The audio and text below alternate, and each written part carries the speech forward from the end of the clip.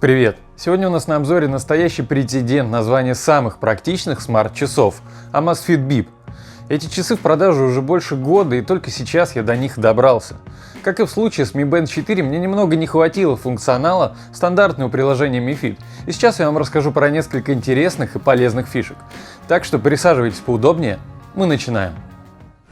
Упаковка Amazfit Bip мне понравилась. Снаружи черная картонная коробка с качественной типографией, спереди изображены сами часы, сзади технические характеристики. И внутри еще одна коробка из плотного белого картона. На самом деле упаковка всех Amazfit'ов примерно похожа. Открыв крышку, мы видим сами часы, под которыми еще скрывается коробочка с зарядным устройством и инструкция. Больше в коробке ничего нет. Да собственно мы и не ждали. Всего есть 4 вида расцветки. Черные, белые, темно-зеленые и оранжевые. Я люблю минимализм, поэтому выбрал просто черные. У Amazfit Bip установлен экран размером 1,28 дюйма с плотностью 176 на 176 пикселей. Перекрывает его стекло Gorilla Glass третьего поколения с 2,5D эффектом по краям. Корпус выполнен из матового черного пластика, довольно устойчивого к царапинам. Сверху находится единственное отверстие, необходимое для работы барометра. С обратной стороны находится датчик сердечного ритма и контакты для зарядки. Сбоку многофункциональная кнопка, у нее довольно приятный ход. Ремешок сделан из силикона с матовым покрытием и имеет быстросъемные шпильки. В целом он довольно мягкий и приятный на ощупь. Ширина ремешка 20 мм, так что сюда можно поставить абсолютно любой ремешок, какой вам больше понравится. Экран. Это то, что мне с одной стороны дико нравится, но без ложки дегтя здесь не обошлось. У Amazfit Bip стоит трансфлективный дисплей. Технология похожа на дисплей E-Ink, как у электронных книжек. Лучше всего информацию видно под любым светом, то есть солнце или любое другое искусственное освещение. В темноте уже ничего не видно, и тут на помощь приходит подсветка. Датчика освещенности в часах нет, поэтому яркость нужно выбирать вручную, всего есть 5 уровней. Подсветка загорается немного синим оттенком, и тут уже удовольствия не получаешь, смотря на экран, но зато все видно.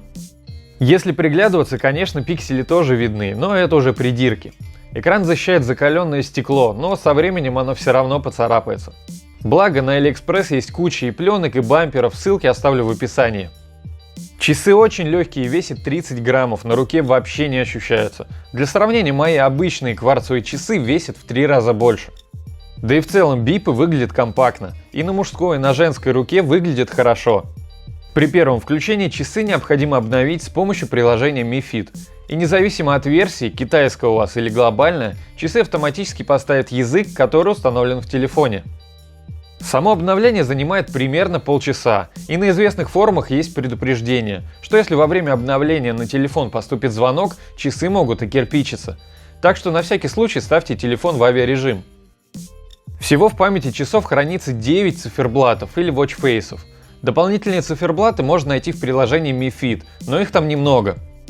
А вот в приложении Amazfit Bip and Core Watch Faces их просто куча. Приложение само поможет их поставить, ничего сложного нет. Но имейте в виду, что циферблаты с секундами, к примеру, которые вы видите сейчас, сильно жрут батарею, так что для повседневного использования лучше обойтись без секунд. Нажав на кнопку, часы разблокируются, и свайпом вниз открывается тихий режим. Свайпом вверх список уведомлений, в памяти хранится до 10 сообщений, все их можно стереть. Свайпом вправо погода и свайпом влево основное меню. Что круто, в бипах есть и GPS, и GLONASS, так что теперь можно бегать и не брать с собой телефон. Всего есть 4 вида тренировки: бег, беговая дорожка, велосипед и ходьба. Во время тренировки пользоваться остальными функциями часов нельзя, зато часы показывают время, скорость, пульс, дистанцию, частоту и ширину шага. Также тренировки можно синхронизировать с аккаунтом Strava, но об этом чуть позже. Пульс, кстати, бипы меряют корректно в спокойном состоянии. Расхождение может быть до 3-4 пунктов, то есть небольшое. Во время тренировки, конечно, рука потеет и расхождение становится больше. Тут часы с профессиональным оборудованием не могут тягаться. Немножко прервемся. Пару дней назад в сообществе я выложил опрос, какой девайс разыграть следующим, и больше 200 человек выбрали Sealable S101. Так что мы их разыгрываем. Условия максимально простые. Подписаться на этот канал, если вы этого еще не сделали, поставить лайк под этим видео и написать один любой комментарий. Можно написать «Просто участвую». Итоги мы подводим 23 сентября в 8 вечера в прямом эфире. Обязательно проверьте, что у вас открыты подписки. У меня пока мало подписчиков, так что шанс выиграть просто огромный. Едем дальше. В бипах также есть будильник, секундомер и таймер. Умного будильника нет, дневной сон часы также со стандартным приложением не видит. Во время секундомера и таймера пользоваться другими функциями нельзя, что нельзя назвать удобным. У Amazfit Bip заявлена влагозащита IP68. На бумаге это значит, что устройство защищено от проникновения пыли и воды при погружении длительностью до 30 минут. На практике это значит, что душ в них принимать можно. Автономность. В часах стоит аккумулятор на 190 мАч, что в общем-то немного, но благодаря экрану бипы показывают неплохой результат. Максимум, что можно выжать из часов, 90 дней работы. Правда, это без подсветки и синхронизации. У одного пользователя на 4 ПДА получилось добиться таких цифр. Правда, это просто в режиме часов и шагомера. Самый минимум это с полностью включенным GPS. Часы живут 16-18 часов. Для трекинга пойдет. В среднем за день использования у меня часы садились на 3-4% синхронизации вечером, то есть на 20-30 дней использования их хватает. А чего мне не хватает, так это то, что в часах нельзя управлять музыкой на телефоне, но об этом я сейчас расскажу. Кстати, есть еще версия Amazfit Bip Lite. У нее нет GPS, но зато аккумулятор стоит 200 мАч и влагозащита 30 метров. Ну и теперь я расскажу, как расширить базовые возможности Amazfit Bip. Про часть функций я уже рассказывал в обзоре Mi Band 4, но с Amazfit Bip возможности чуть шире. Если у вас Android, то есть несколько альтернативных приложений. Кастомный Mi Fit, Mi Bandage, Master for Mi Band и то приложение, которым я пользовался еще на Mi Band 4, Notify Fitness for Amazfit.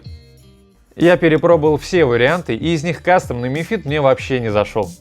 Для меня оказалось удобнее Notify Fitness for Amazfit, и про нее я сейчас расскажу, но примерно такой же функционал есть и в других приложениях.